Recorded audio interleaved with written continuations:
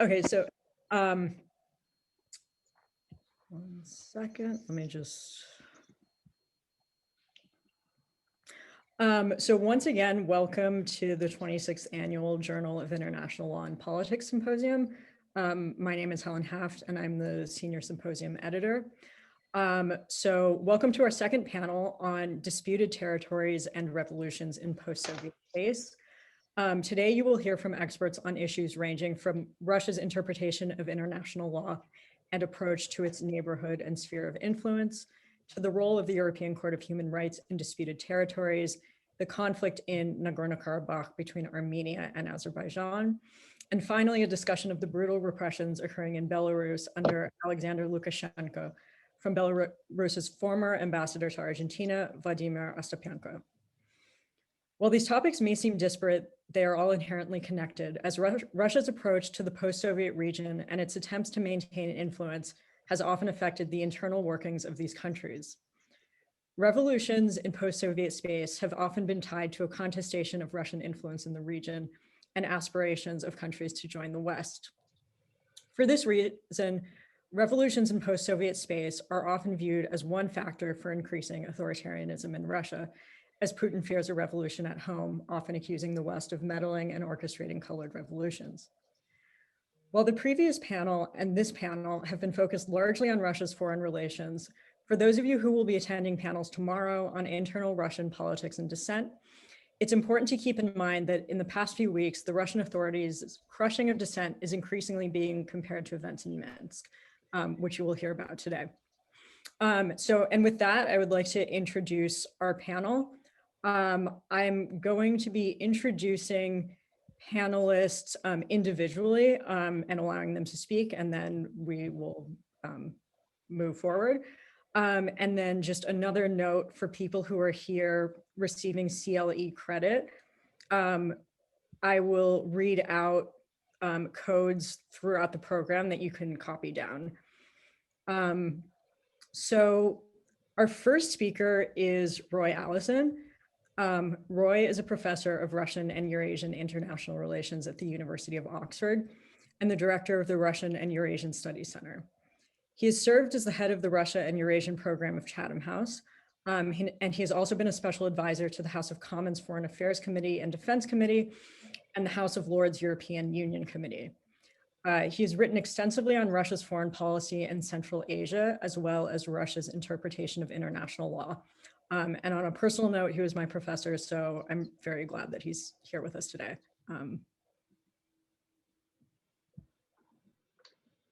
Thank you, Helen. I'd like to really do some scene setting. I'd like to offer some broad propositions about how Russia approaches international law within the post-Soviet regional order, and I hope that this can set perhaps the context for some of the other presentations which would consider the more specific application of legal thinking or extra-legal thinking to both disputed territories, to the whole question of protests and revolution.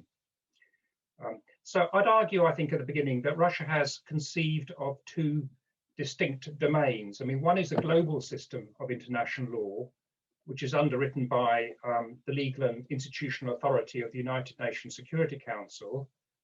And the other is Russia's view of legal and normative entitlements in its particular regional zone of influence. And how Russia has expressed those entitlements has varied since the end of the Cold War. But since 2014, one notion has become far more influential, and I'd like to explore that a bit more, and that is this whole civilizationist image of a Russian world centered in the post-Soviet region. Now, attached to this notion is a broad commitment to support ethnic Russians, Russian speakers, Russian citizens of however recent citizenship, or Russian compatriots loosely defined. In other words, Russia's offered a rather open-ended extraterritorial assistance by the Russian state to its kindred people. And an important question here to me is how far Russia might then has tried to reinforce this support by asserting new legal precepts and perhaps using them to bolster traditional forms of statecraft. How could we conceive of these kind of extra regional legal claims? Well, one approach which has been developed by some Western jurists, and it's been a critique of efforts to find universal norms, claims that there exist competing conceptions of world public order. So you have an overarching unified global system, and that, it's suggested, coexists with regional public orders, one of which is a Russian regional order, and that includes much of the post-Soviet Eurasian area. And at this regional level, it's argued, the normative content of international law is determined by the dominant state in a subsystem, Russia, of course. So Russia seeks to shape and define prevailing norms in its regional order. But there's a tension between norms and power. And because of the indeterminacy of international law within this regional order, this allows leeway for hegemonic action. As a dominant state in the system, in the regional system, we could expect Russia sometimes to use international law to regulate and stabilize its dominance. On the other hand, according to this juridical argument, such dominant states oscillate between instrumentalizing and withdrawing from international law. And Russia seems to exercise both approaches in the crisis over Ukraine.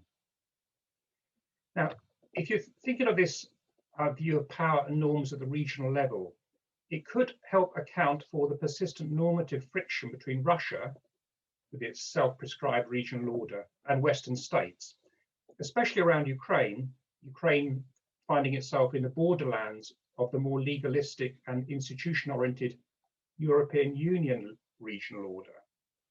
In fact, it could be argued that with Russia's promotion of the Eurasian Economic Union, the deliberate choice of direction over recent years has been towards this kind of regionalization of international law to create a parallel geopolitical and economic world to the European Unions and the West's in Eurasia. Well, although this appears to be the case since 2014, in fact, Russia's instrumentalization of legal discourse goes back further, and at the regional level, certainly it was apparent during the 2008 Russia-Georgia war. But I'd say that in such a Russia-centered regional order, public law is not exclusively at the service of power. In other words, unrestrained realpolitik. Russian actions in this order could depend on how far it hopes to transform perceptions of its dominance over time into legitimate influence, in other words, authority, and how far it values its wider reputation and relations in the international system. Much depends really how Russia defines its interests in this zone. And in recent years, especially on how it's pursued its declarations of intent to protect those inhabitants of the so-called Russian world beyond Russian borders. Well, for many years now, however, these declarations and the associated definitions of self-determination and sovereignty have been particularly divisive, and especially for the states which are between the gravitational pull of the European Union regional order and Russia, above all Ukraine and Georgia. And this concept of regional public orders is rather similar to another, and this is the only other concept I'm going to introduce in this talk, and that is the idea of a multi-hub regional order. This notion assumes that there's a pluralism with the international system, and that in fact Moscow's assertion of the Crimean right to self-determination, therefore, isn't merely an effort to justify the annexation, but a claim for Russia's status as a proto-hub in a new, emerging, regionally diffused international legal order.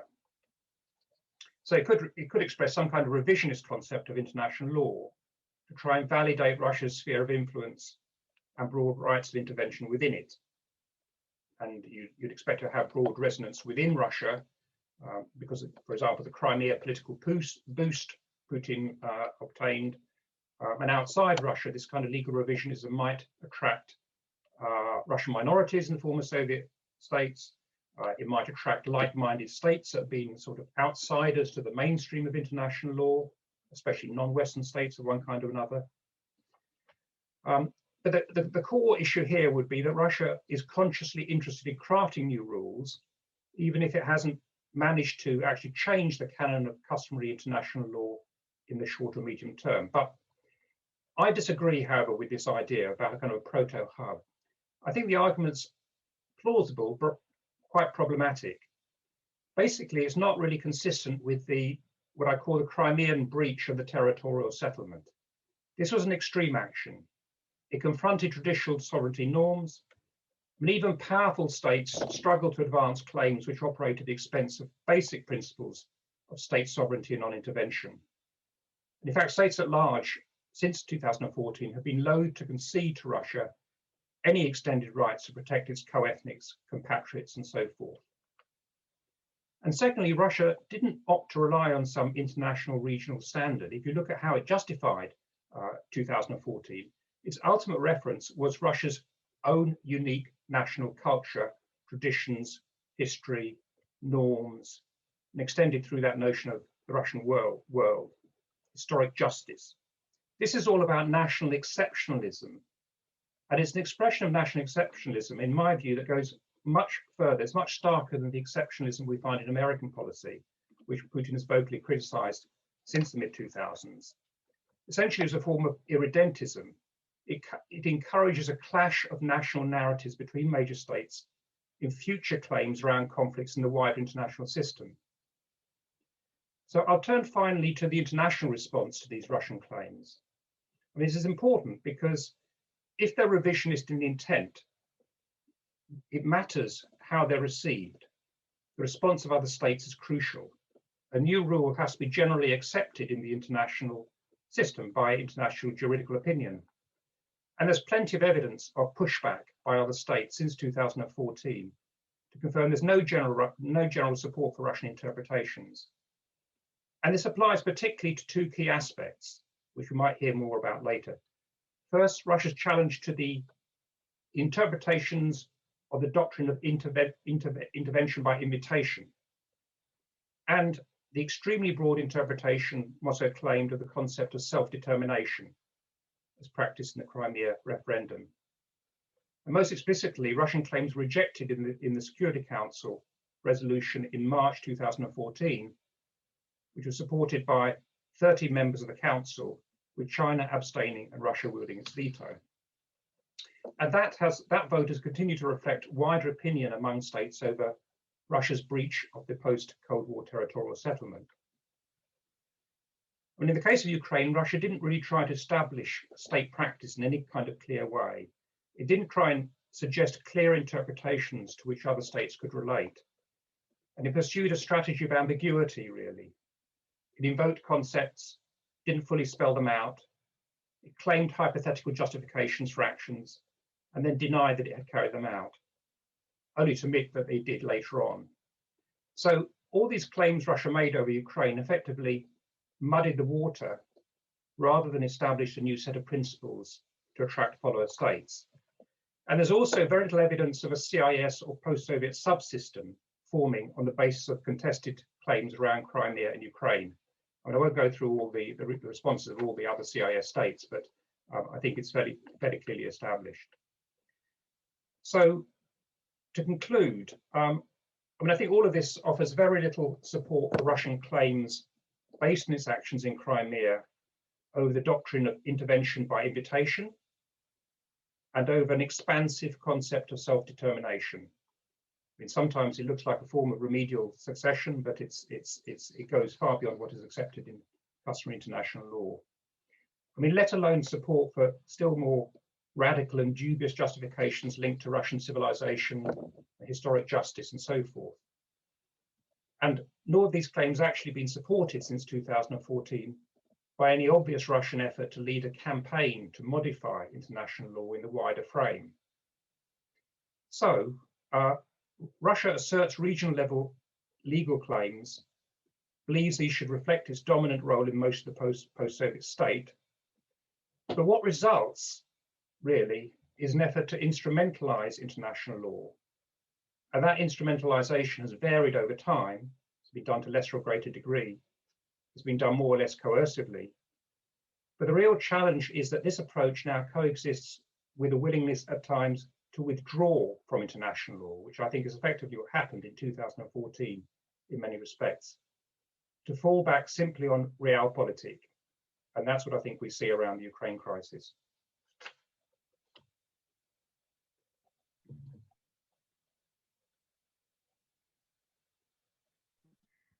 Thank you so much for those really interesting remarks. I'm now going to turn to Professor Lauri Mälksoo, who I think will have is sort of a perfect segue from Roy, as both of them have actually written together and think about these issues.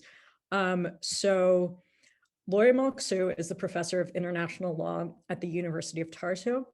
He has been at N.Y.U. Law School twice in 2004 to 2005 as a Hauser Research Scholar, and again in 2013 to 2014 under the Emile Noel Fellowship. He has written extensively on Russia's interpretation of international law, and he's currently writing an article that will be published in our Journal of International Law and Politics this summer. Thank you very much. It's a pleasure to be part of this panel and to continue after what Professor Allison just told to us.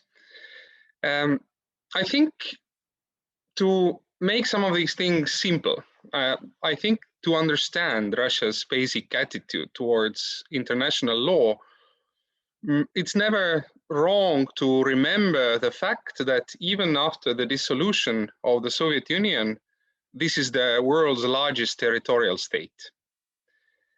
And I think the 2020 constitutional amendments that Russia under Putin undertook, they show that there is a certain obsession with territory as a main defining element of Russia's greatness, really, and also fear. The fear that historically, the first wave of the secessions from the Russian Empire happened in 1917 with countries like Finland and the Baltic states and Poland leaving, and then of course 1991. And I think because of that fear, because of that obsession with territory in the Russian discourse on international law, keywords like state sovereignty and territorial integrity and the non-intervention principle are actually taking the center stage usually, at least when we are talking about messages that are expressed in the context of the United Nations, or for example in the interaction between the United States and Russia on international law. And there is a certain paradox here, because at the same time, the Soviet literature was also very proud that it was the Soviet Union who was a promoter of the right of peoples to self-determination as a principle. True, it also said that this right was materialized within the Soviet Union, that the Soviet Union didn't have the kind of problem that, let's say, West European colonial empires in the 1950s and up to 1960s, used to have with faraway colonial territories asking for secession. And I think in order for me, all European powers have basically, big powers have an imperial past, and Britain has it. France had it, even Belgium had it, and there are still traces of it in the practice when the UK is struggling with the Chagos Islands question. But also, if you look at the jurisdiction of the International Court of Justice, then UK is the only permanent member of the UN Security Council that has recognized this jurisdiction, but not to the member states of the Commonwealth. So this is quite interesting. This is also a form of regionalism. We have special history, colonial history. We want certain disputes to be solved in other another context. And this is useful to think about when we think about for example, the current Ukraine-Russia case at the ICJ, in which the jurisdiction was confirmed. And when we think further from here, then I think what has happened is that I very much agree with this analysis of Roy. There is, on the one hand, attempt to influence the global discourse on international law to make it somehow more the way any big country thinks about it. So Russia on that level says that international law should be more like classical international law, more about state sovereignty, non-intervention, a little bit less about those Western principles of favorite principles of democracy and human rights. But within the, as long as Russia is unable to achieve that goal, and even the Soviet Union could not impose its principles on the whole world, it could not impose them on the Western world, for example. So there was a certain fragmentation of international law already back then, and then Moscow spoke also about socialist international law as a privileged international law among socialist countries. And I think we now indeed see a continuation of this regional international law, but of course no longer based on socialism, socialist principles, communist principles, but on some sort of understanding of civilization plus geopolitics. And this is I'm really coming from the angle of public international law, and this is a very problematic theme, because still, if you look at most speeches in the United Nations, for example, or the way top international lawyers talk about international law, they like to talk about it as universal system. It's kind of one and the same for everyone. It does accommodate regional differences, yes, but in the end, the EU too, they are part of the global system of international law, as well as are the United States and Russia and China and everyone else. So I think after 1945, or at least after 1989, this idea that instead of a strong universal international law, we would have those regional orders and systems is probably quite discomforting for the big majority of international lawyers, at least. But nevertheless, when we are not approaching international law, when we are approaching it in a sort of with a realist lens to an extent, then we can of course see these factors at play. And my main, let's say, illustration or continuation of the same direction in which Professor Allison went is to make you think about one specific rule or principle of customary international law, and that is the so-called uti possidetis or uti possidetis juris. When federal states disintegrate, then the former borders within the federation must be the borders of new sovereign states as well. This is something that was formulated in the 19th century when the Spanish colonial empire in South America and Caribbean disintegrated. That's where we have this rule from.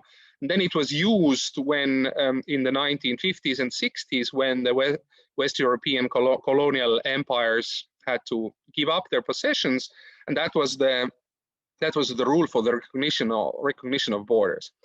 And also the famous Badinter Commission said that this is the rule that ought to be followed in the case of the disintegration of Yugoslavia. And it's very interesting when you read, for example, Russian textbooks of international law, then the main tone about this rule is that, yeah, it exists. So it existed in the 19th and 20th centuries, but as it's not part of any treaty to sort of codify it as a mandatory, it's not really sure whether it applies in the context of the disintegration of the Soviet Union. And my interpretation of what has happened is that indeed it has not been applied in a in a clean and clear way. Because of those non-recognized territories, of course, there are two types. The one type is in which indeed Russia, or with Russian help at least, a change has been effectuated, at least a de facto change in for example, that Russia has recognized Abkhazia and South Ossetia as independent states, or that it has annexed Crimea. I mean, in terms of its own law, in terms of its own internal understanding of what is legal. And then there are those other instances already from the 90s. We have Transnistria, and we have now since 2014 the two self-proclaimed units of Donbas, which neither of those have been formally recognized by Russia. So I guess where does this difference come from is really more realpolitik, because it depends on how the other nation behaves. So if an attempt to regain Tsinkhvali is made, then perhaps territorial losses are formalized, or as I remember how Dmitry Rogozin wrote about the Republic of Moldova, saying that if the Republic of Moldova wants to sort of reunite with Romania, like it was together before 1939, then obviously they will lose Transnistria. So it is made kind of dependent on the behavior of those states. But the bottom line remains that there is a certain exceptionalism here, because ultimately Russia wants to be an arbiter. Maybe as a general rule, uti possidetis juris has been acknowledged. Kazakhstan didn't have to correct its border, but there have been a few statements by leading Russian politicians saying that, and by the way, Russia has been very generous towards Kazakhstan in terms of its border and in terms of history. Northern Kazakhstan, for instance, could also be Russia, as it historically, perhaps when the Russian Empire expanded, was. And that means that those post-Soviet nations who have these kind of territorial situations with Russia, they know or must know, at least tacitly, that some of these outcomes will depend on their behavior. If they participate in these regional systems without, maybe even positively contribute to it, like Nursultan Nazarbayev was a big theorist of Eurasianism, and then perhaps it's not necessary to correct borders. But if Ukraine starts to say that the West is the right direction, and the European Union and perhaps NATO, then maybe consequences will follow. But all this is, and here I conclude, all this is from the viewpoint of realpolitik, these are not good news for the universal applicability of international law, because ultimately universal international law cannot successfully exist if a certain rule is put out of practice, or it needs to be, it is applied only with major qualifications in one region of a disintegration of federal state, whereas it has been applied in others. So in a way, think of this as an illustration of this uti possidetis problem and the borders of former Soviet republics other than Russia, as a sort of further illustration of this general point that Professor Allison made. Thank you. Thank you so much. Just one very quick note for people in the audience who would like to ask questions. You can type your questions at any time in the Q&A box, and we will get to those in the discussion period. So next, I would like to introduce, wait, hold on. Who was it? Thomas de Waal speaking next, or was it Kanstantin? Okay, yes, sorry. Okay, next I would like to introduce Thomas de Waal, who's going to be speaking to the issue of territorial disputes in Nagorno-Karabakh, which has been alluded to in the previous presentations. Tom is a senior fellow at Carnegie Europe. He has written extensively on the Caucasus, Chechnya, Armenia, and Azerbaijan. And he's perhaps best known for his work on the Nagorno-Karabakh conflict, Black Garden, Armenia and Azerbaijan through peace and war, which is really sort of remarkable in its ability to do the seemingly impossible and offer a balanced and unique perspective on the conflict, as well as handle both the Armenian and Azerbaijani perspectives with care. So I'm glad to introduce Thomas de Waal. Much, Helen. I hope you can hear me well, despite a few internet issues here in London. Do let me know if that is a problem. Yes, Joe. So just to remind you, and I think this links very well with our discussion, that the longest-running ethno-territorial dispute in the former Soviet space is over Nagorno-Karabakh, which was the Armenian majority region of Soviet Azerbaijan, which then was a political dispute in the late Soviet era, beginning in 1988, well before trouble arose in Georgia, or indeed the Baltic republics rose up, and then became a full-scale war in the early 90s with an Armenian victory on the ground.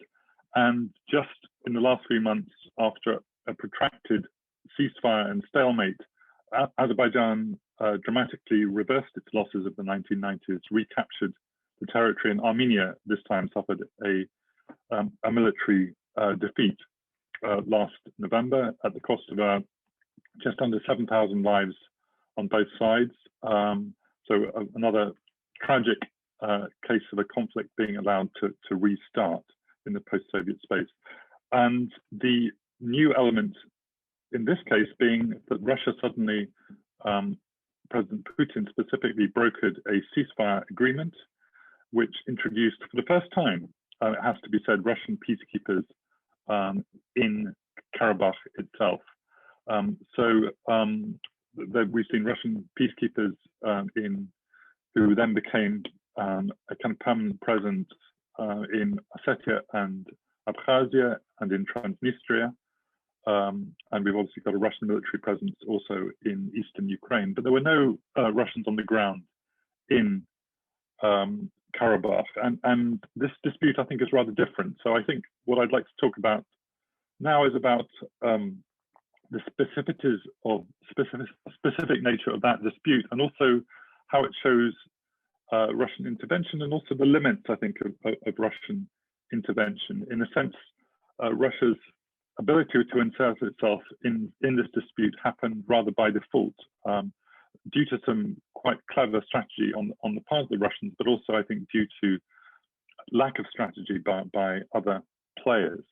The difference, I think, the key difference in this separatist dispute being that Russia had stakes on both sides, a close cultural and military relationship with Armenia, its traditional protege in the Caucasus, but also a very strong relationship with Azerbaijan, with which Russia shares a border in the North Caucasus, a very sensitive border between Azerbaijan and Dagestan, and also has a strong relationship, and also a strong relationship between the Russian and Azerbaijani elites, between Vladimir Putin and Ilham Aliyev, who have both been in office now concurrently for the last 20 years or so, and know and understand each other very well. So Russia with stakes on both sides, and therefore intervening in this dispute, not on behalf of the separatists, but in a more even-handed fashion, shall we say, much to the disappointment of the Armenians, hoping that Russia would invoke its military alliance with Armenia. So a markedly different approach on the separatist claims of the Karabakh Armenians. That in 2008, of course, in the Russia-Georgia war, the Russians claiming that the Georgian attack on Tskhin Valley was an act of genocide, which justified full Russian military intervention, and then later the recognition of both South Ossetia and Abkhazia, but no such intervention on behalf of the Karabakh Armenians last year, right until the last moment. So certainly a very kind of, and I think this very much chimes with Roy's comments about Russian ambiguity, how Russia acting in a very kind of opportunistic and pragmatic and rather selective fashion with regard to these sovereignty disputes and to international law in general.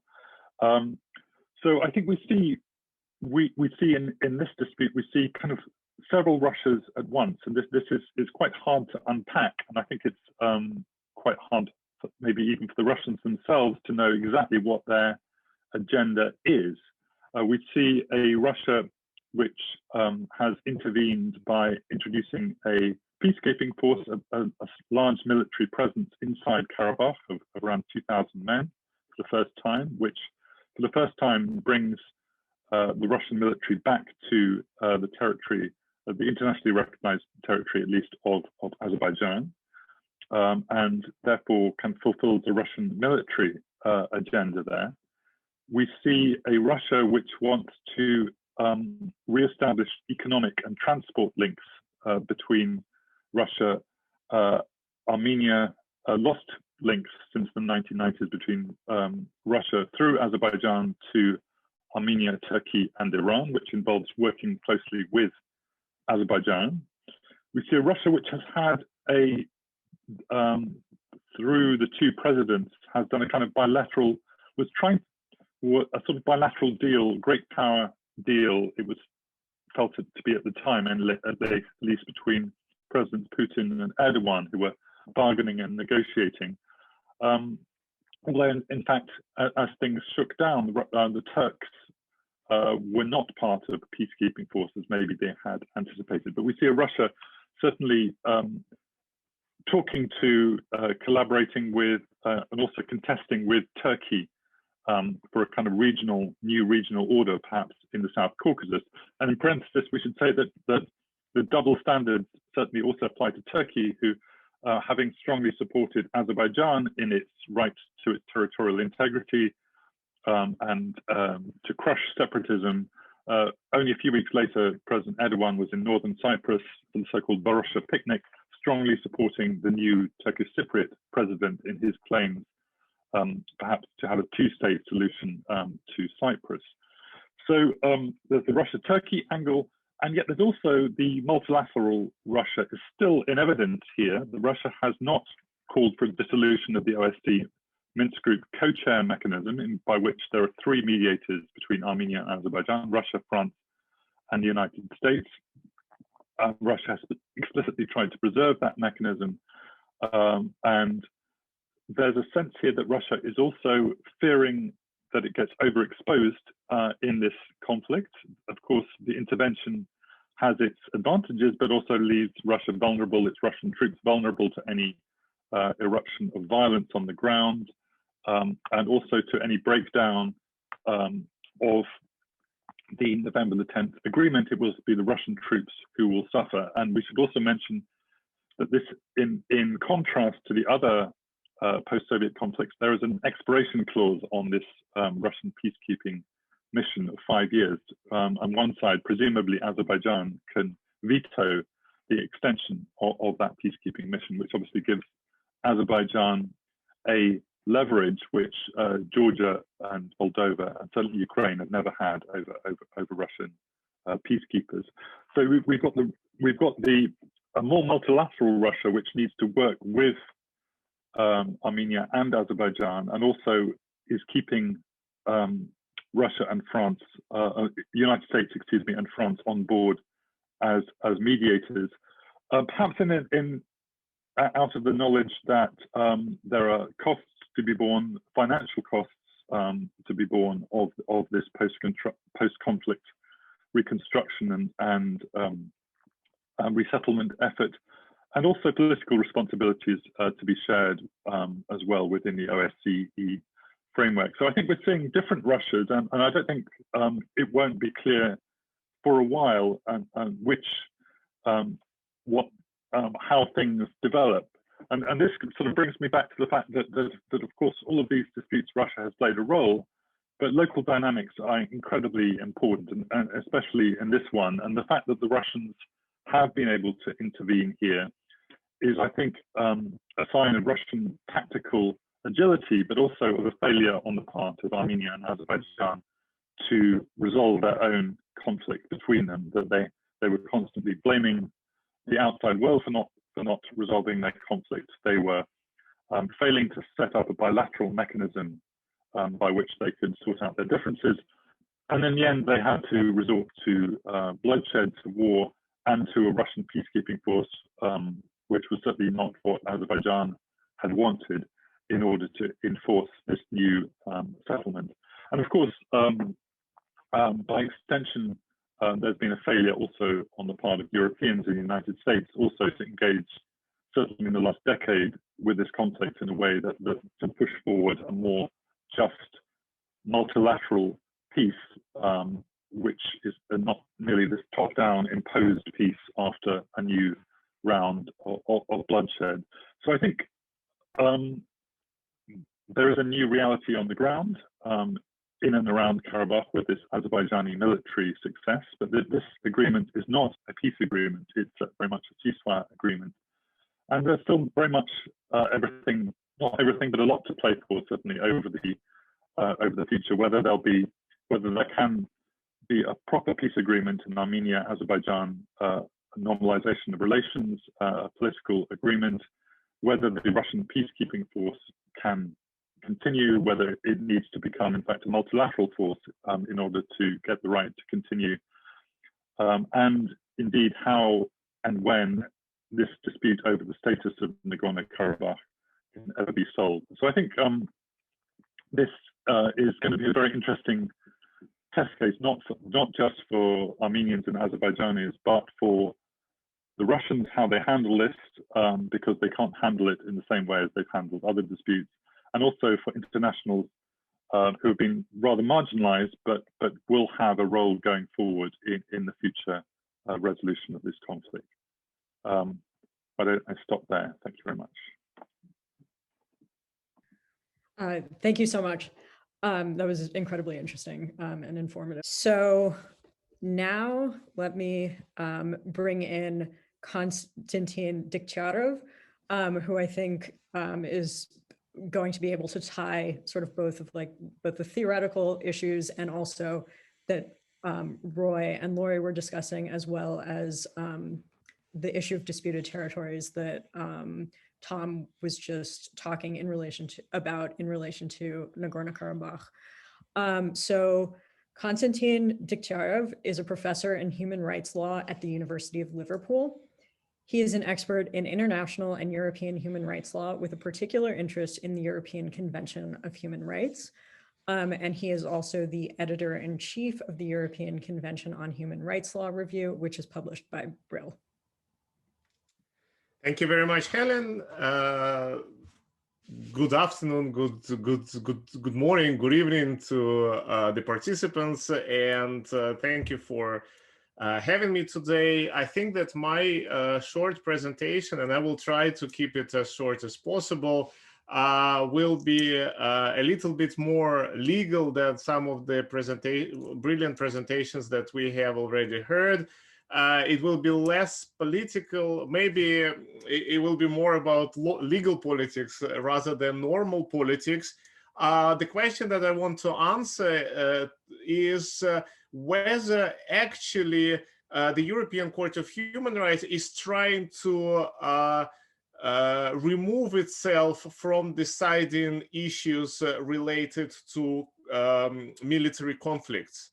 Military conflicts in which the contracting parties to the European Convention on Human Rights involved, and whether the European Court of Human Rights is soul searching at the moment as to what is the position, what is the role of this court in these disputed territories. And the majority of these disputed territories are within the broader scope of so-called post-Soviet countries, which are also members of the Council of Europe.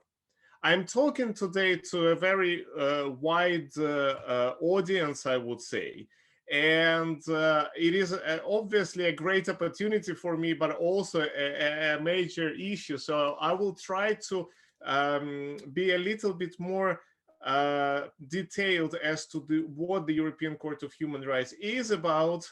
And I will try to explain what the court is and how it operates. And I apologize to those who know that very well.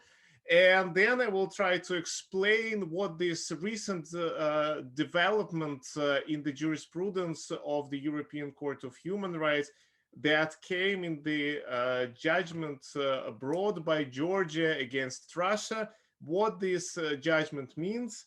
And then I will try to speculate a little bit on the issue of what the reaction of Russia would be to these follow-up cases that would go after Georgia v. Russia. So without any further introduction, let me start by telling that the European Convention on Human Rights was ratified by 47 members of the Council of Europe, and effectively the Council of Europe, well, it includes effectively all countries in Europe except Belarus, effectively.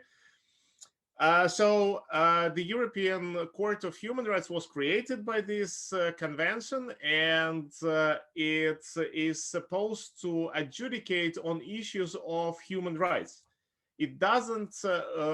It is not supposed to deal with international humanitarian law or conflict resolutions. So it's a human rights court. It is not a court of general jurisdiction, like, for example, International Court of Justice.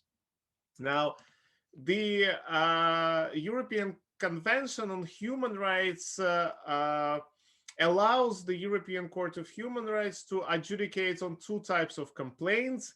One type of this complaint is individual application. So, for example, when I am in the United Kingdom and my rights are allegedly violated, I can bring the claim to the European Court of Human Rights against the United Kingdom, as well as any other person under the jurisdiction of the United Kingdom can do the same. And the European Court of, after exhausting of all domestic remedies, etc., etc., but the European Court of Human Rights will have to deal with my application.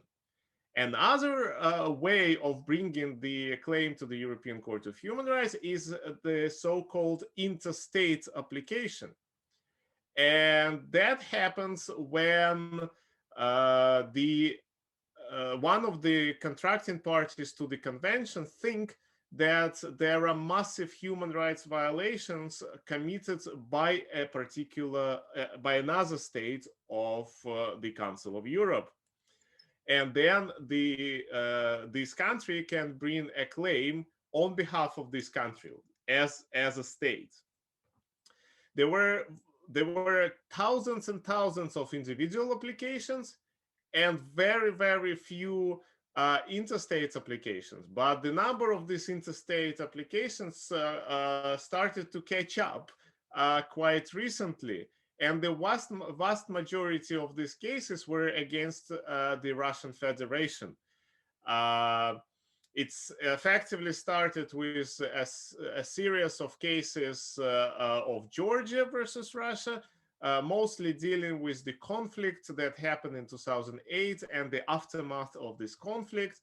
Then we had a series of cases of Ukraine versus the Russian Federation. We had a case of the Netherlands against the Russian Federation dealing with the downing of the aircraft MH17. And also recently we have the application of Armenia against Azerbaijan and the reciprocal application of Azerbaijan against Armenia, and the European Court of Human Rights. And of course, pretty much all of these applications that I mentioned, they are happening in the context of the military confrontation. So this one thing is that is a very positive thing that countries bring that claims to the European Court of Human Rights, because they think that there is an opportunity to sort out this military confrontation through the through legal means. On the other hand, the European Court of Human Rights is trying to stay away from these conflicts for a number of very good reasons, because these conflicts are such a major headache for the European Court of Human Rights due to the complexity of evidence, due to the difficult underlying political issues, and due to the fact that the European Court of Human Rights is not really designed as an effective adjudicator of humanitarian law. It's not in its mandate. So that is exactly what the European Court of Human Rights was trying to do in the case of Georgia versus Russia #2. So the facts of this case is not very relevant. So this case is originated from the war that happened between the 8th and 12th of August 2008, excuse me. And the Georgian authorities claim that the Russian Federation violated plenty of different rights enshrined in the convention: right to life, prohibition of torture, right to liberty and security, right to property, etc. Now, the European Court of Human Rights actually made an interesting judgment here. The European Court of Human Rights divided the timeline of the conflict into the period of active hostilities and the period that happened after these active hostilities. The European Court of Human Rights effectively didn't find its jurisdiction during active hostilities for different reasons. I'm not going to go into details of the reason, but the fact is that Russia, which was the defendant in this case, didn't have jurisdiction over the territory of South Ossetia, Abkhazia, and buffer zone between the 8th and the 12th of August 2008, during the active period of hostilities. And if it didn't have jurisdiction, it means that Russia cannot be found in violation effectively of the rights enshrined in the European Convention on Human Rights. So the European Court of Human Rights effectively decided not to deal with this active phase of hostilities in these circumstances. Well, I think, and I know that it is not the commonly accepted position, that this was a significant win for the Russian Federation, for the Russian authorities. At least the Russian government got something from this case, and since they are not responsible for these 4 days of hostilities, they could and they did present this as a victory in the European Court of Human Rights.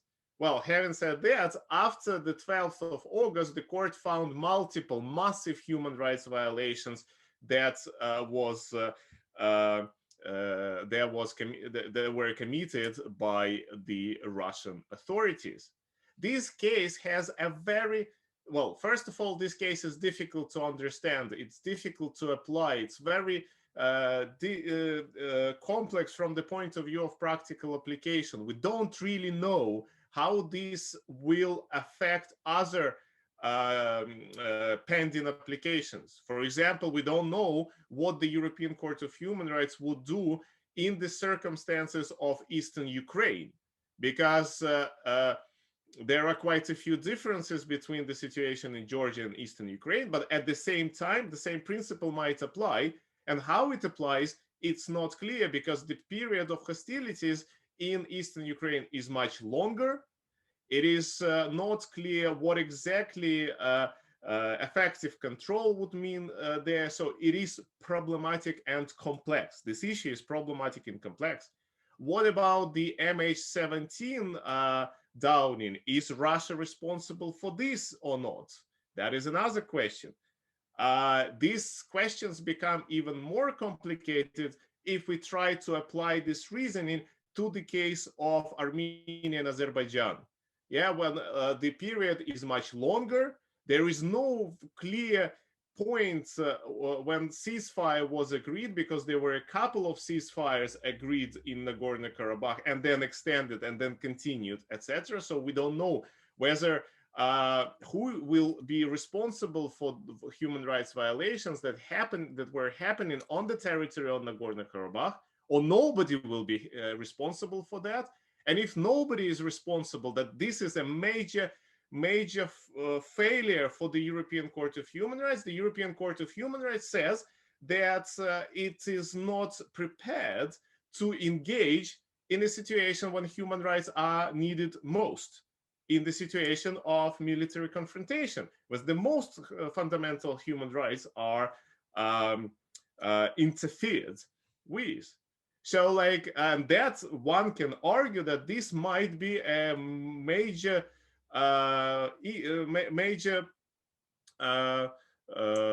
problem with the legitimacy of the European Court of Human Rights. Yeah. Finally, and I know that I'm running out of time now, and my presentation actually leaves more questions than answers. And one of the things that I wanted to mention at the end, since we are talking about Russia, and Russia is a respondent state in most of these cases, except Nagorno-Karabakh, of course. We need to remember that Russia is very vocal in its criticism of the European Court of Human Rights, and Russian reaction to Russian reaction to the European Court of Human Rights has been quite negative for quite some time. Russia is effectively the only country in Europe in which it has a special constitutional mechanism by which it can not implement the judgments of the European Court of Human Rights. And with the newly adopted amendments to the Constitution, this becomes a constitutional provision that was de facto allowed by Russian law. So I think that the European Court of Human Rights had to take this into account when deciding the case of Georgia versus Russia. And generally, the Russian behavior in the Council of Europe is very problematic. Russia was on the brink of expulsion, I would say, or withdrawal from the Council of Europe last year, when Russia stopped paying fees that the country has to pay to the Council of Europe for effectively in revenge, effectively, for the Parliamentary Assembly of the Council of Europe removal of the voting right of the deputies from Russia. And effectively, Russia blackmailed the Council of Europe, and this blackmail worked. So on this note, I wanted to just pass back to Helen, and I think that although I promise that my speech is not going to be political at all and more legal, I think that it is very difficult to stay away from politics in such sensitive cases, especially when these cases come between two governments rather than between individuals and the government. Back to you, Helen. Thank you. Thank you so much. That was really interesting. And I think also your sort of mention of the new provision in the Constitution, which elevates Russian national law above international law, is relevant for our panel tomorrow on constitutional reforms. And so now I'm going to introduce Ambassador Vladimir Astapenka, who is the former ambassador from Belarus to Argentina. I'm going to introduce him, but before he speaks, I'll be showing a short video on recent events in Belarus. Ambassador Vladimir Arkadievich Astapenka was the ambassador of Belarus to Argentina from 2018 to 2020. He is the author of more than 50 scientific and academic publications in the sphere of international law, European law, international relations, and higher education. He was a member of the governmental delegations of the Republic of Belarus to the UN General Assembly, ECOSOC, International Conference on the Law of the Sea, OSCE, and Council of Europe. And he resigned from his post as ambassador in October of this year on the day of Alexander Lukashenko's inauguration. And with that, I'm pleased to introduce Ambassador Vladimir Astapenka. Well, thank you, Helen, for this very emotional video. You never told me that you were going to put it. And I wish this video could be supported with the translation of the very strong words that were presented in Russian. But the main idea of that was that we are flying while we are bitten, but we will be going out to the squares, million of us, in the fight for freedom. And that's exactly what's happening in my country. I'm really thankful to you for the invitation to be part of this panel. I listened with very great interest to the presentations of my colleague panelists, and my talking points would be, I would say, more practical than theory oriented. Although I believe that the situation that we are having in Belarus presents a big challenge both to the international law, to the regional international law, to public order that we'll try to establish all over the world. And this happens in the situation when our country, as you may know, is not a disputed territory, because it's a sovereign country established in 1991 with no territorial disputes with its neighbors, although it had its own very complicated history. I would not go into these details. It's a country that has no internal or international military conflicts and has never been involved in the international military conflicts. We considered it till recently as the net donor to the regional security and stability. It is a country that has no difficulties with the so-called Russian world, with the Russian language, or with the Russian culture, or with the Russian citizens, because we are the country where we established two state languages, Russian and Belarusian. And I believe that now we are at a certain stage, at a point where we need to support more Belarusian language than Russian, because Russian language is dominating in this country. But the current political crisis has nothing to do with all of that. And maybe I would try to explain a little bit briefly the history or the background of it, because you started your video from 96. Basically, we should calculate our newest history from 94, when the current president Lukashenko won the presidential elections by wide margin.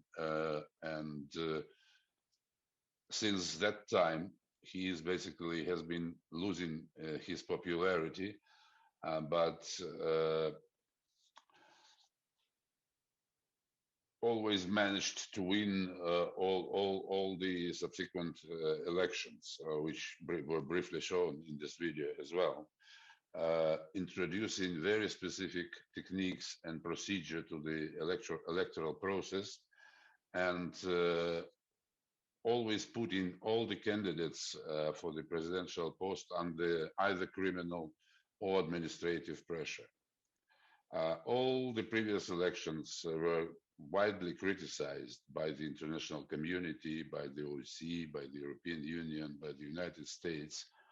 But the general presumption was that Lukashenko still managed to gain the majority of the votes.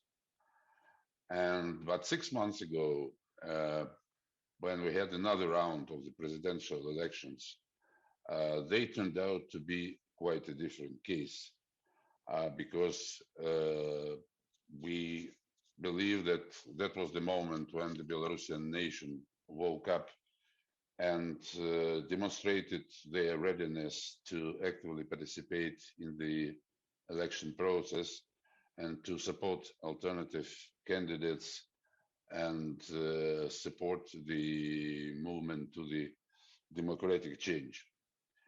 Unfortunately, this awakening, let's say, of the nation immediately was met by the brutal and massive repressions from the current regime. It was evident that the voters, the citizens of Belarus massively voted against Lukashenko. And there are many documents and reports to prove that. But the official announcement of the results of this elections, according to which Lukashenko got 80% of support, stunned all the nations. And that was the starting point of a peaceful protest, really peaceful protest, which has been maintained for already 6 long months. By that moment, we could state that we have falsified elections and stolen votes. Main candidates for the president post were either jailed or forced in exile with the criminal charges against them.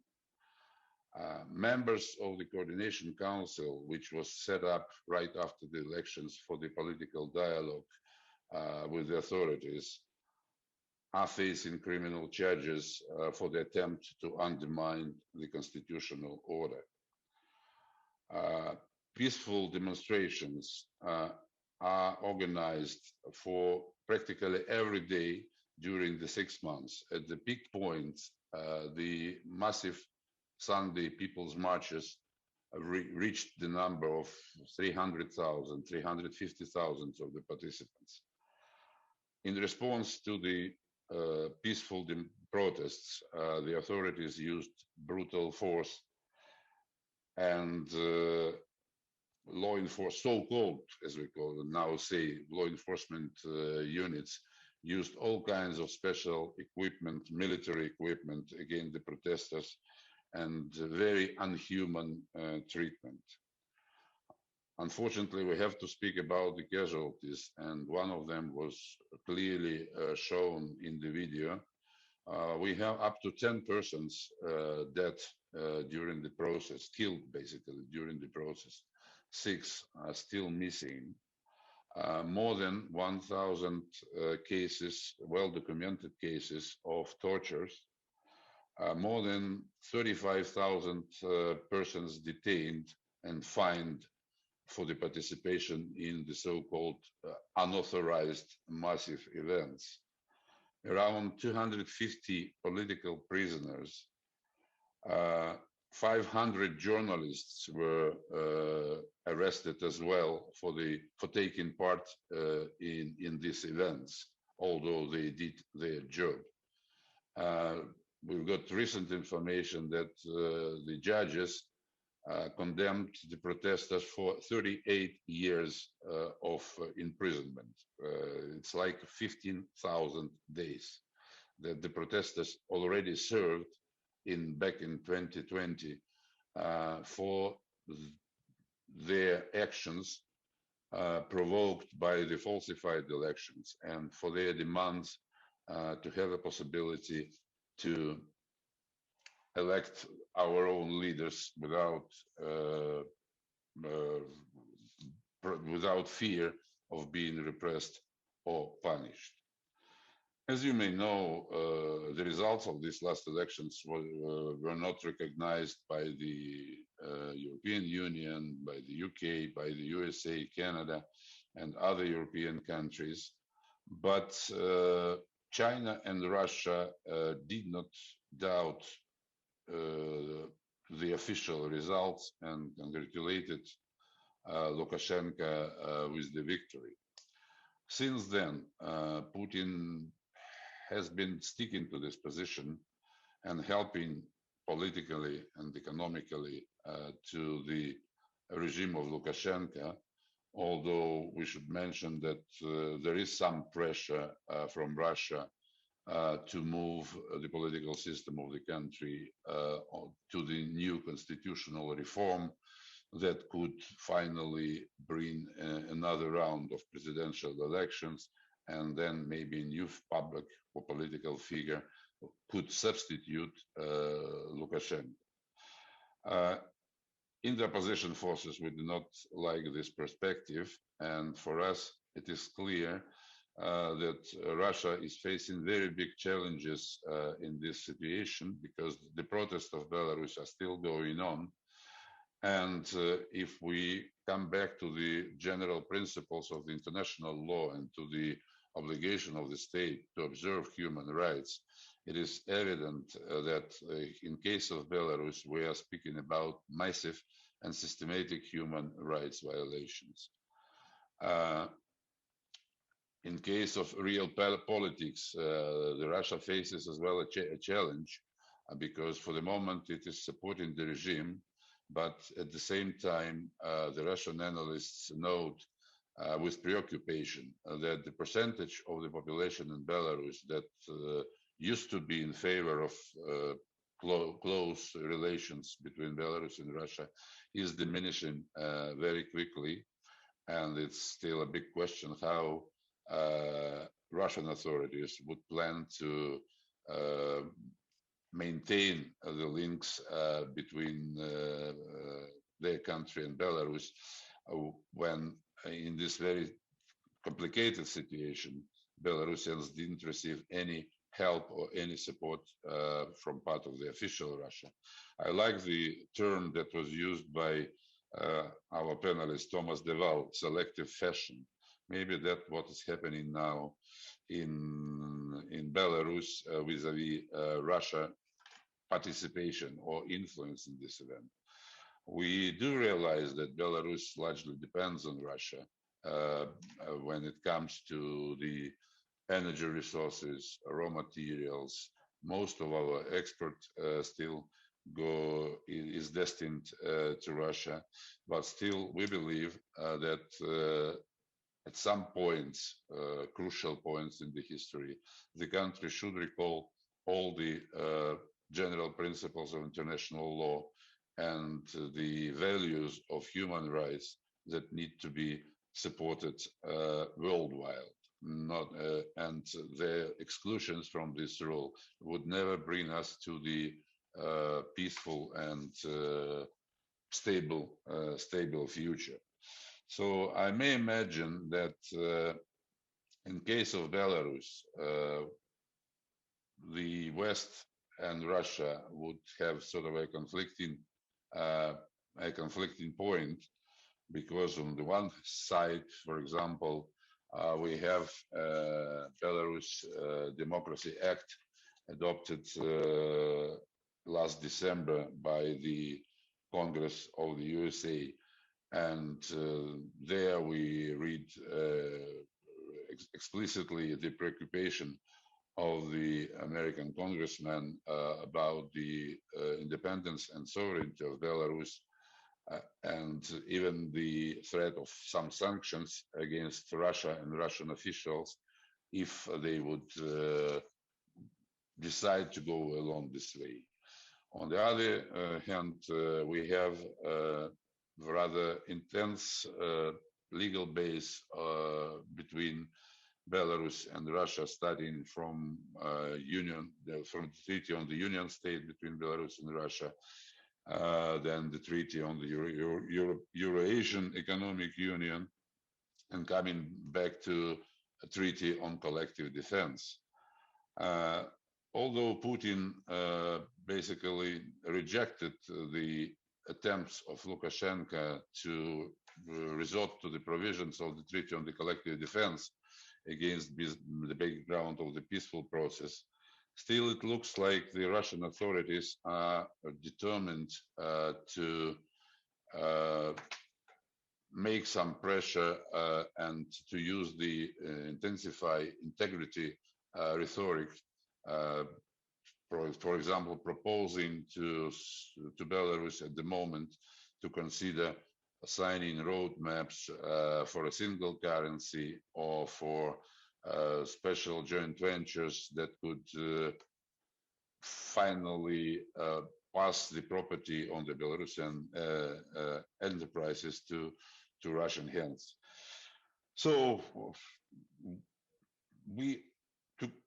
trying to conclude, I believe we are at a very crucial crossroad where we have a very big contradiction between the position of the people of Belarus and the, as we call it, illegitimate regime of Lukashenko.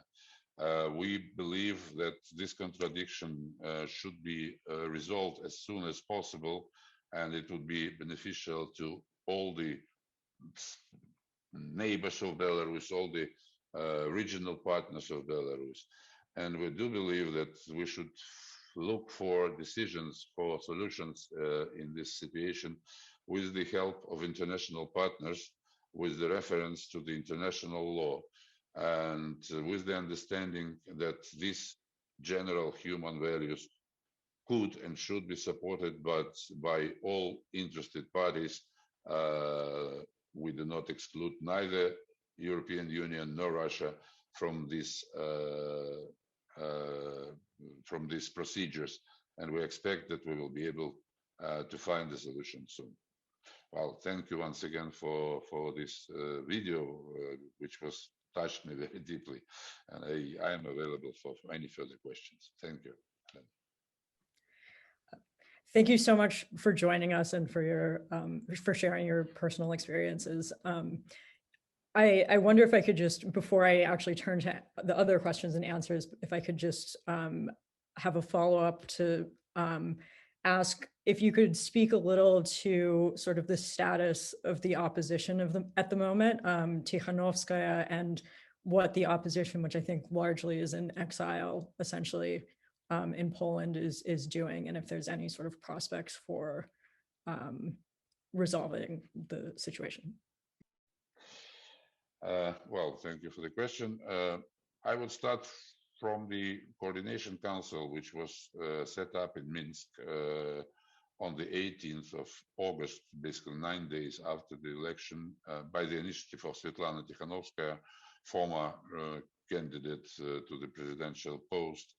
And very important, I would stress, very important fact that this Coordination Council was recognized as the structure representing the democratic forces of Belarus by the decision of the European Parliament, and as well by this Belarus Democracy Act in the United States, which is very important and which is sort of a starting point for our work with international partners and our attempts to mobilize the international support for the democratic cause in Belarus.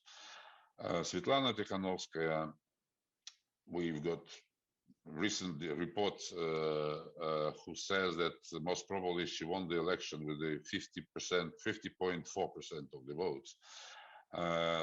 Was forced to leave the country practically the next day after the election.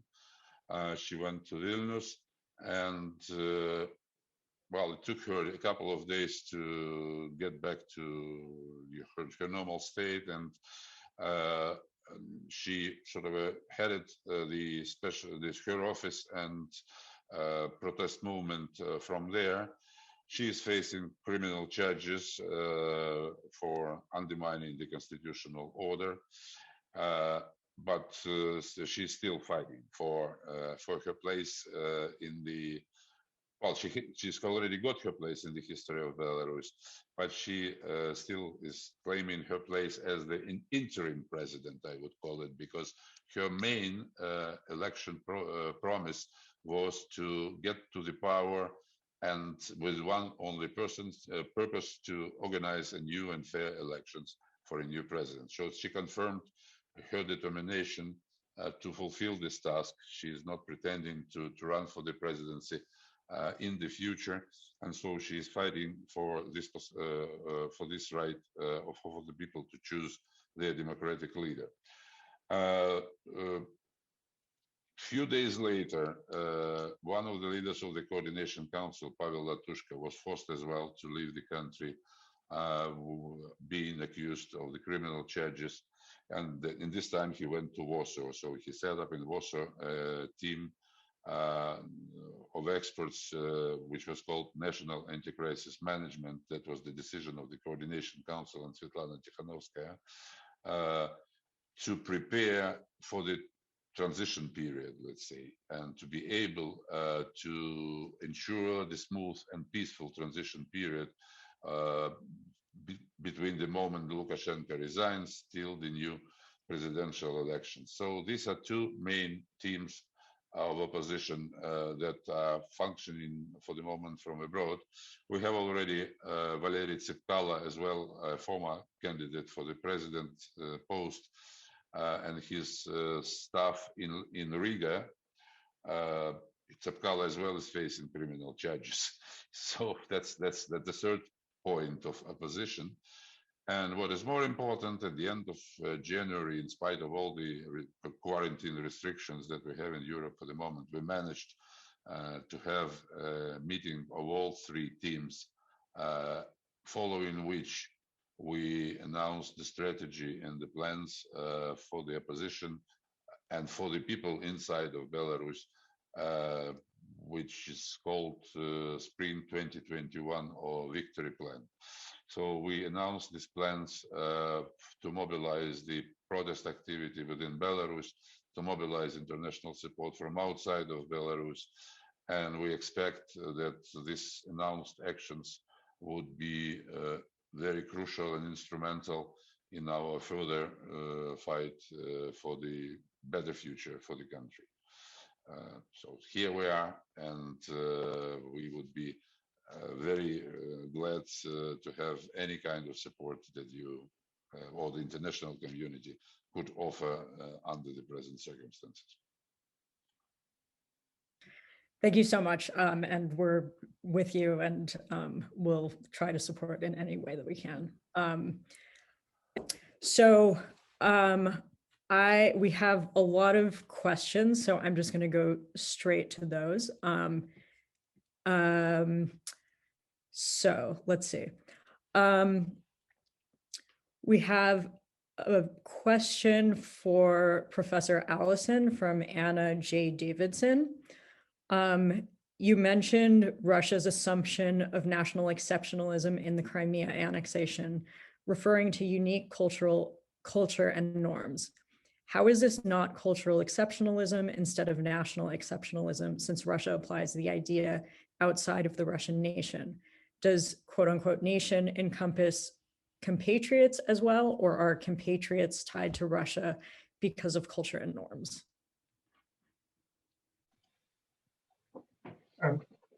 Thank you. I just unpack that a little. I mean, I think essentially what I was saying is that Russia was asserting exceptionalism as one of the United Nations, General Assembly states, being, in other words, that it was advancing legal arguments which were sui generis in a sense. They were ones which were held to apply through assertion by Russia, but are not really. They don't find any support in general juridical juridical opinion, or really in customary law. So, of course, in this case, yes, they apply to using a cultural argument, you could say. I mean, in a sense, the classic case here in 2014 was Putin's speech about Crimea's integral position as part of the sort of the Kievan Rus cultural heritage, and this is about historic justice. I said, and I think this appeals, of course, to Russians' domestic audience, and it was pitched for that audience principally because it wouldn't convince many others. But I just pointed out that one of the consequences is, you see, if you have strong powers that make these kind of appeals, well, other countries can do the same. China could take arguments based on its own sense of historic justice. And there are plenty of Chinese who are unhappy about the Russia-Chinese border as it stands. So there are implications of these kind of arguments, which may have not been thought through fully as well. So that's what I meant by national exceptionalism. Thanks. So the next question is, Kanstantin might be the best situated to answer this, although it's open to anybody. This is from Ilya Nuzov. He asks, one of the most debated issues among Russian legal scholars and human rights practitioners has been its membership in the Council of Europe. Do panel participants think that Russia could relinquish its membership in light of all of the findings of its effective control over contested territories? Would it be more desirable to have Russia remain in the Council, or should it be further isolated?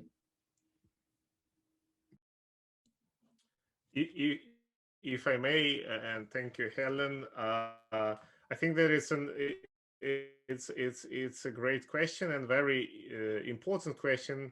I have a very clear position on that, and I have written a paper which was published in International Comparative Law Quarterly, I think last year or in 2019, in which I open to use this sanction of last resort, namely expulsion, suspension and expulsion of membership. I don't think that the Council of Europe will immediately collapse if Russia leaves the Council of Europe. Or to that matter, Russia is not the only problem, so to speak, problem state. We have Azerbaijan, we have Turkey. Azerbaijan doesn't really enforce the judgment of the European Court of Human Rights. So my position is that for the integrity of the organization and for the effectiveness of the organizations, I think that these countries are better out than in.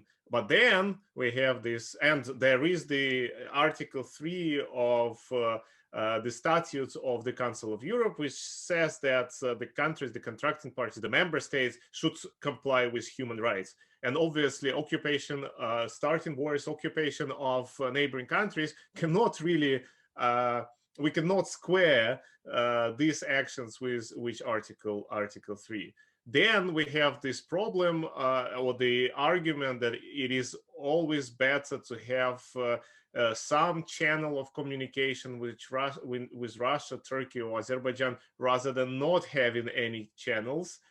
Well, this is a good argument, but the question is if they don't comply with the judgment, they don't really and genuinely engage, what's the point in having this channel? So this is, thank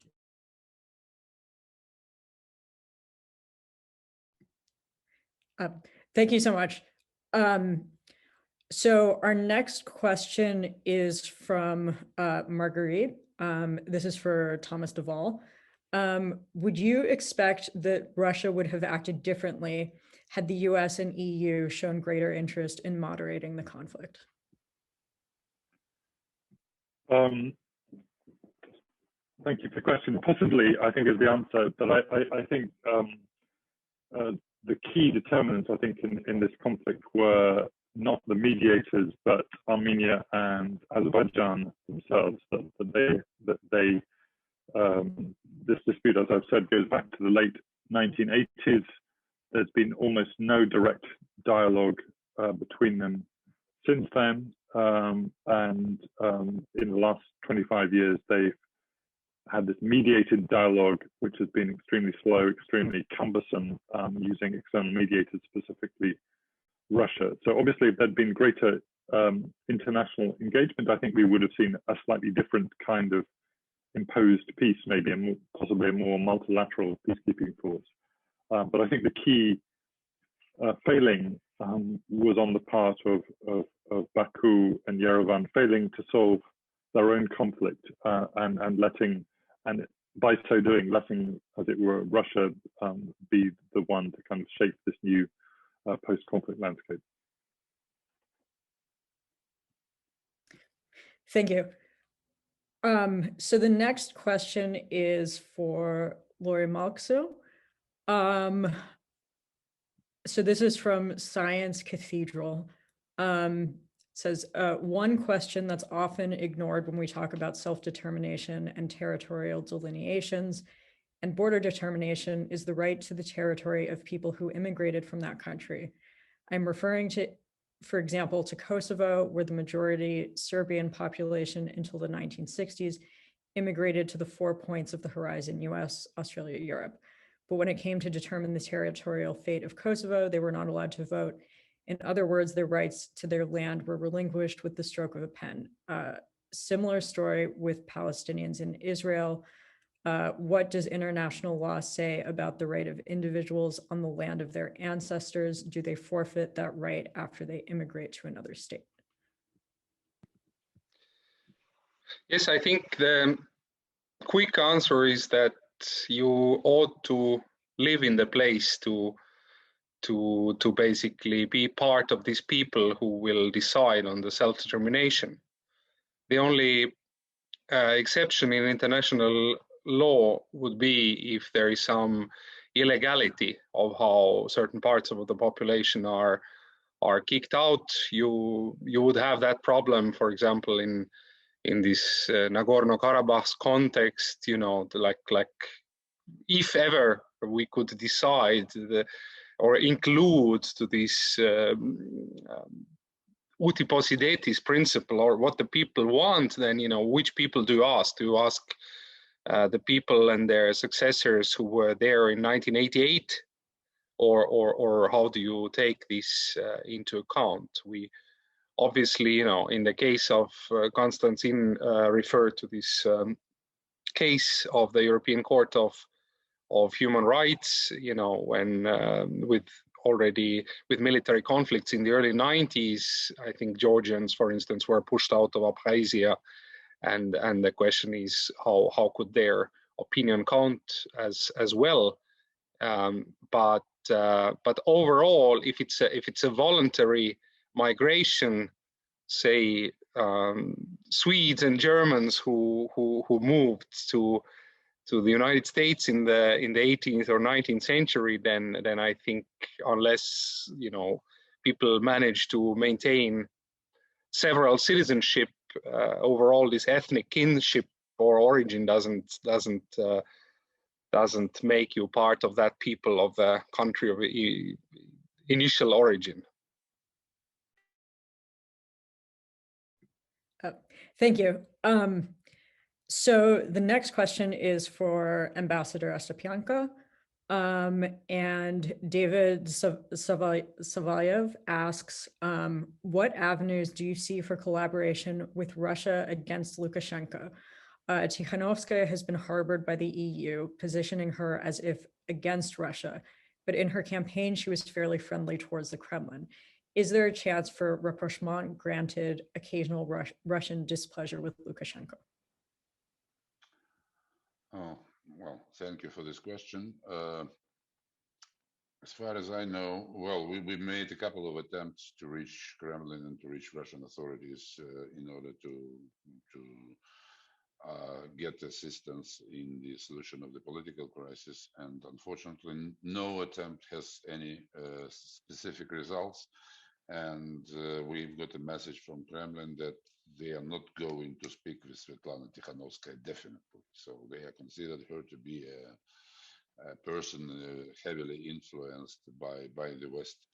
Basically, the same applies to Pavel Latushka, who is heading the National Anti-Crisis Management Russia is saying that leaders of the opposition should be in the country, but those leaders of the opposition who are in the country are jailed. So we have a very big challenge for the leaders, whether to stay outside and to lead the protest movement or to be inside in jail. We would expect that Russian society could be more active and more helpful in this case. We are now seeing the wave of protests being developed in Russia against the Navalny case.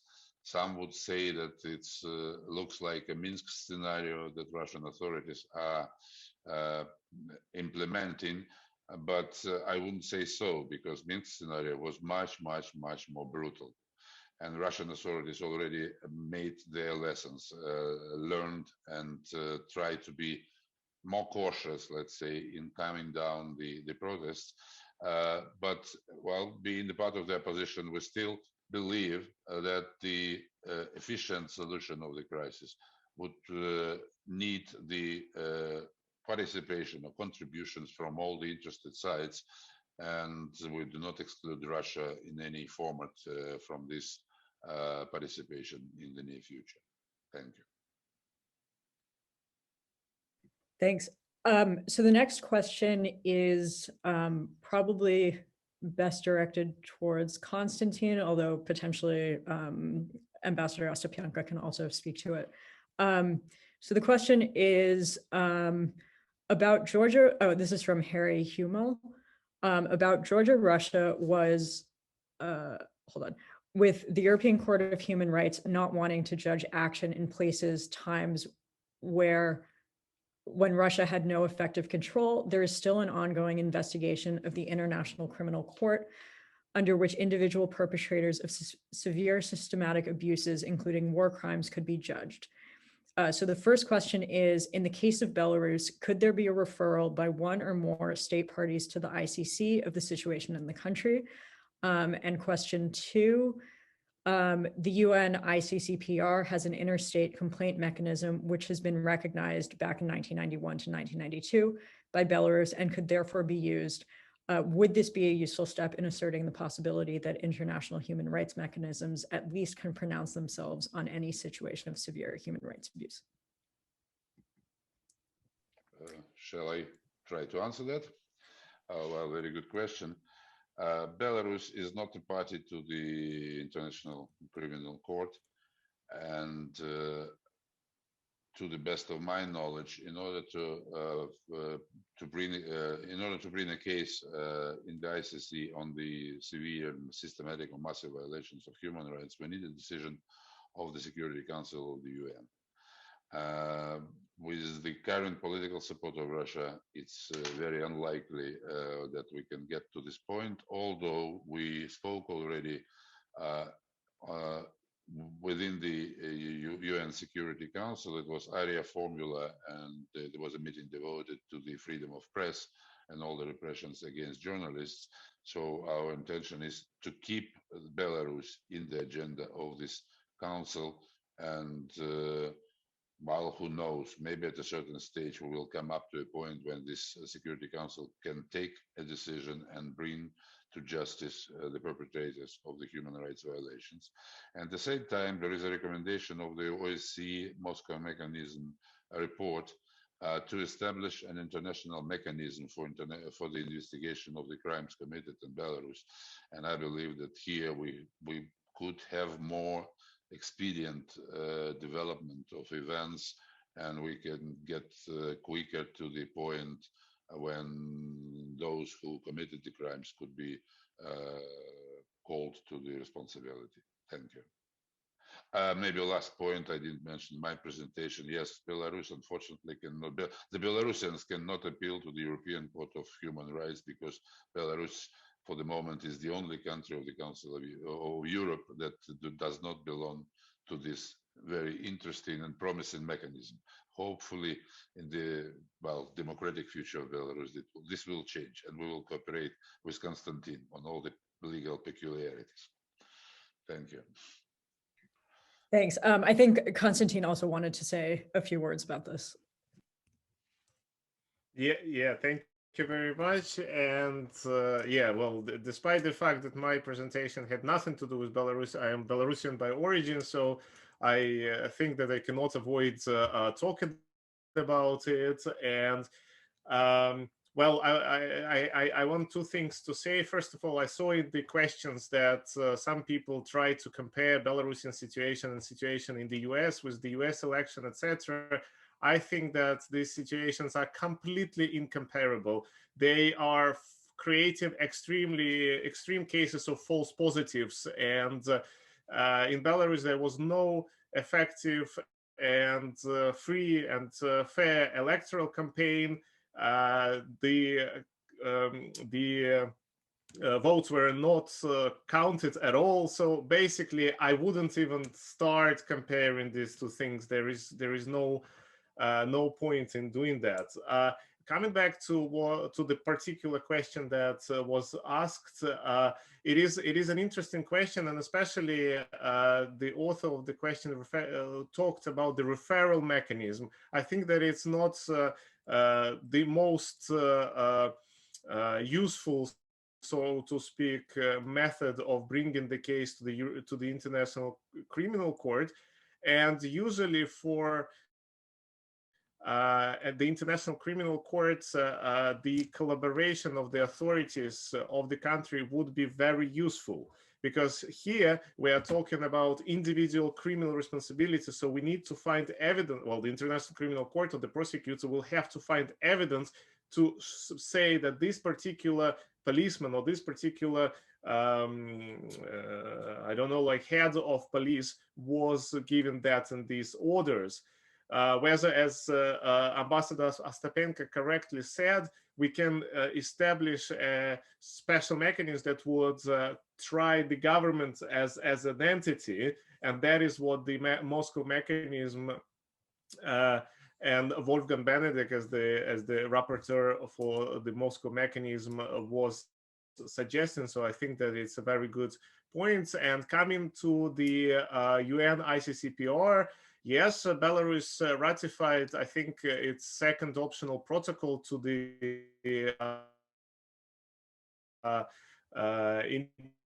International Covenant. All the recommendation of the Human Rights Committee that are normally given to Belarus. Belarus doesn't have any compliance record. The official position of the Belarusian Ministry of Foreign Affairs, and Ambassador Astapenka will correct me if I'm wrong, says that these recommendations or communications, as they're called, they are sort of advisory communications, so therefore they are not effectively implemented. So basically, there are plenty of applications to the international, to the Human Rights Committee, UN Human Rights Committee. I think Belarus is number 2, or at least it used to be number 2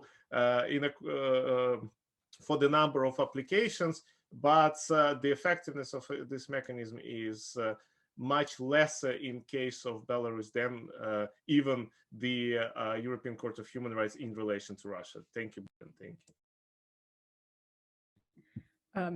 Thank you. I think that we're out of time. I just wanted to give any of the panelists an opportunity to make any other final comments, if anybody would like to say anything. No? Okay, then I think we're gonna close here. Thank you guys all for joining us. It was a really great conversation. And I hope that everybody will join us again tomorrow for our next 2 panels, which will be on internal Russian politics and constitutional reforms. And the second panel will be on free speech, independent media, and dissent. Thank you so much again. Thank you. Thank you. Bye. Thank you very much. Bye.